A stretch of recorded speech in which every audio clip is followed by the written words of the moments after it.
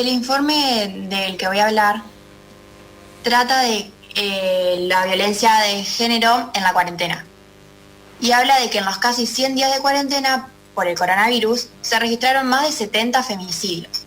Desde el 20 de marzo hasta este 25 de junio fueron asesinadas 75 mujeres como víctimas de violencia de género. Todo esto según el último reporte de la ONG La Casa del Encuentro. La Casa del Encuentro, que viene trabajando incansablemente en difundir este tipo de información que es valiosa para conocer cuál es el índice también de violencia que se sufre en nuestro país, y por eso estamos en comunicación telefónica con una abogada que es voluntaria del área de incidencia en políticas públicas de la Casa del Encuentro, y me refiero a la abogada María Laura Novo. María Laura, muy buenos días.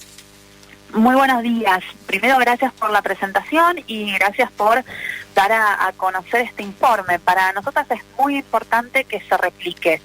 Históricamente presentamos un informe anual de femicidios, pero viendo esta situación de excepción, que además lo que hizo fue incrementar la situación de violencia en la que vivimos las mujeres, consideramos que era pertinente que el informe salga cada 14 días, y de esa forma reportar y exigir al Estado que, tal como nos está cuidando de un virus que está suelto, que también nos cuide de esta pandemia con la que vivimos adentro de nuestras casas. Porque de estos 75 femicidios que estamos hablando, la mayoría de ellos ocurrieron en la propia casa de la mujer. Es impresionante, a uno se le pone la piel de gallina, porque pensar que el aislamiento nos protege de un virus, pero no nos está protegiendo de cuestiones muy peligrosas, y que es justamente la violencia. Desde que comenzó el aislamiento preventivo y obligatorio el pasado 20 de marzo, 75 mujeres fueron asesinadas, siendo Buenos Aires la provincia con más casos. Emilia quiere hacerte una consulta puntual, María Laura. Sí, hola, soy Emilia. ¿Cómo realizaron el estudio?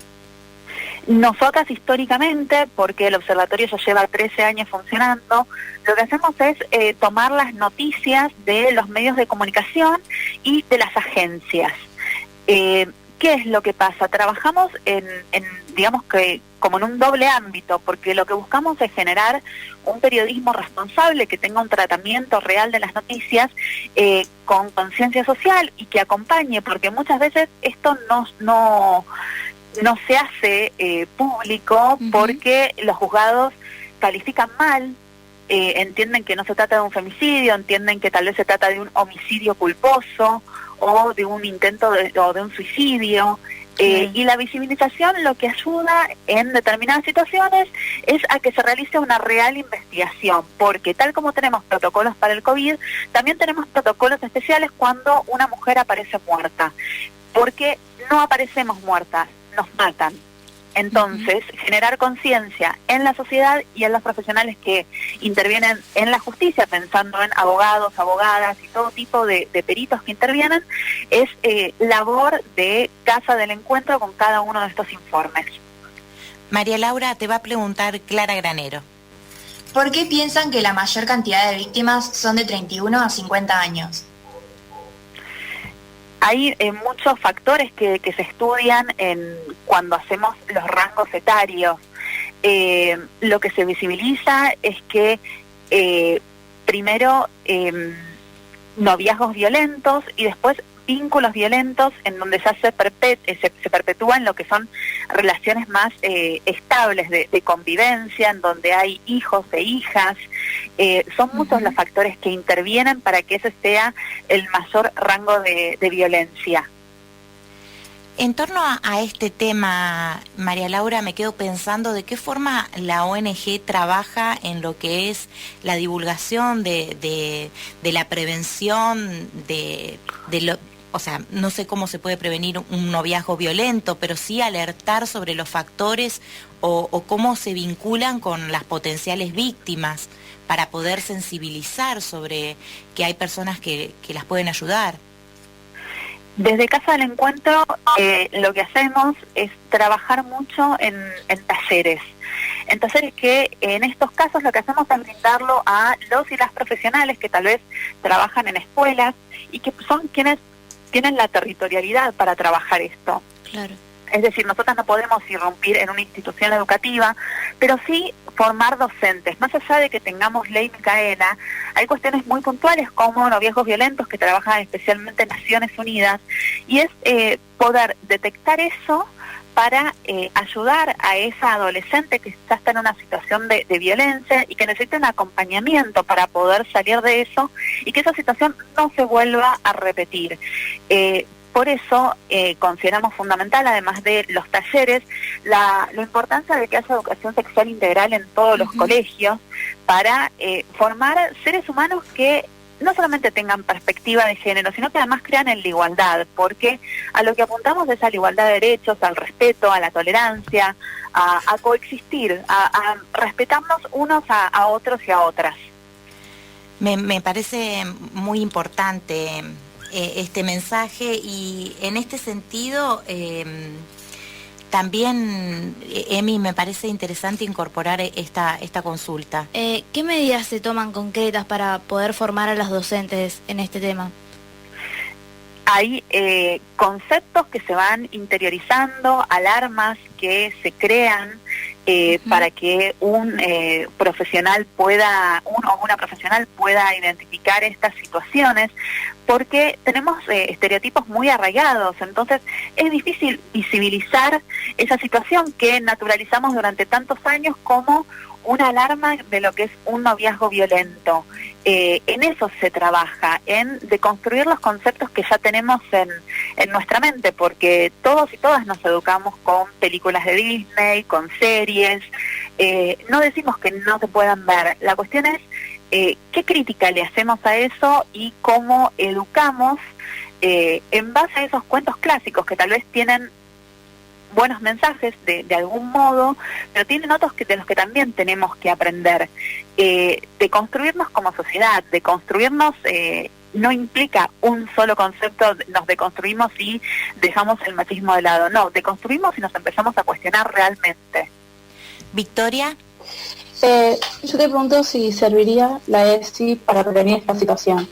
Sí, tal como acabo de decir, la ESI es fundamental, tal como es fundamental Ley Micaela, porque apunta ya a profesionales que están formados, que ya pasaron por una licenciatura, por un profesorado, por una carrera universitaria, y no tuvieron esa formación en género. Entonces, ESI apunta a la formación de los estratos más chicos de la sociedad en cuestión etaria, y Ley Micaela apunta a quienes ya estamos formados y que tal vez tenemos un lugar en el Estado, que puede ser en el Poder Legislativo, Poder Ejecutivo, Poder Judicial, para incorporar esa perspectiva de género en la labor que llevamos adelante.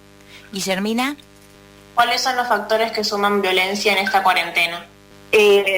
No hay factores que sumen violencia, son factores que ya están incorporados en esa habitualidad que tiene esa mujer. Lo que pasa es que al estar encerrado sin tener esa salida que tal vez tiene el varón a trabajar, o que tiene esa mujer, esa posibilidad de salir de la casa, de escaparse, de pedir ayuda, de buscar asesoramiento, al no tenerla hoy, eso complica mucho más la situación. Por eso, desde Casa del Encuentro, cada vez que presentamos el informe, también hacemos recomendaciones. Y en este momento son muy importantes las redes de contención que tenemos a nuestro alrededor. Familiares, amigos, amigas que se dieron cuenta de lo que esa mujer está viviendo, que la mujer tal vez no lo visibilizó, y lo fundamental es que se sienta acompañada y que sepa que cuando quiera y se encuentre preparada para ir a denunciar, cuenta con ese apoyo, con esa red de contención que va a estar ahí apoyándola en esta situación que ya de por sí para todos y todas es muy difícil. María Laura, en el último tiempo, en esta cuarentena, se vieron también videos en donde se viralizan modos de alertar a través de algunas aplicaciones como TikTok o videollamadas. ¿Esto ha dado resultado? ¿Ustedes lo han analizado? Porque te dicen si ves a una mujer haciendo esta seña, o sea, ¿eso es una búsqueda posible para alertar sobre un caso de violencia? Hay una realidad, y es que en este momento las consultas aumentaron, pero disminuyeron la cantidad de denuncias. Y eso es lo preocupante, porque tenemos tal vez un consumo masivo de redes sociales, pero lo que no tenemos es la seguridad de poder ir a denunciar y que esa denuncia se tome. Es decir, que una mujer vaya a denunciar y que posteriormente se dicten las medidas correspondientes, que le den resguardo, que excluyan al violento, que ella tenga la posibilidad de estar en un refugio. Lo que sirven las redes es para tal vez darnos tips para la gente que no está tan metida en el tema. Sin embargo, lo que tiene que haber es que eso que vemos como un TikTok o como un video en Instagram, realmente se nos quede incorporado de saber cuándo nos tenemos que solidarizar y poner una oreja o tal vez dar un consejo a esa mujer en la que nosotros estamos viendo que posiblemente esté inmersa en una situación de violencia. Veníamos planteando como consigna de este programa si están sirviendo las medidas de prevención en torno a los diferentes problemas que ocasiona la pandemia, y Emi va a sumar una pregunta porque me parece que es interesante en este sentido también pensar en este tipo de responsabilidad. ¿Qué se le reclama al Estado en esta etapa? En primer lugar, lo que estamos reclamando es que exista un plan nacional de erradicación de la violencia contra las mujeres, porque es algo que exige la Ley de Protección Integral. Y después lo que estamos exigiendo también es que el nuevo Ministerio de las Mujeres, Géneros y Diversidad integre el comité de crisis, porque en este momento se están tomando medidas, pero no se está pensando efectivamente en mujeres que son jefas de hogar, mujeres en situación de violencia que tal vez necesitan un subsidio aparte para poder salir, porque cuando hablamos de violencia normalmente pensamos en violencia física, pero también existe la violencia económica, la violencia simbólica. Entonces, que no estén conviviendo, tal vez se perpetúa la violencia a través de la violencia económica. Entonces, ¿cómo efectivamente pensamos una economía en una situación que sabemos que va a ser complicada en lo que queda de aislamiento y en lo que va a ser la salida de esta situación de pandemia? Pero ¿cómo la pensamos para todas las personas que integramos esta sociedad, incluidas las mujeres? Esos son los dos principales reclamos que tenemos.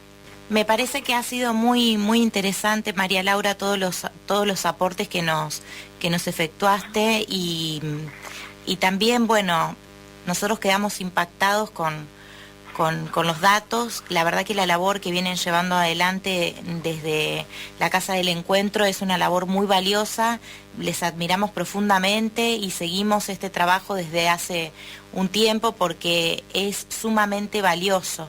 Así que les agradecemos muchísimo los esfuerzos que están poniendo desde este observatorio que llevan adelante.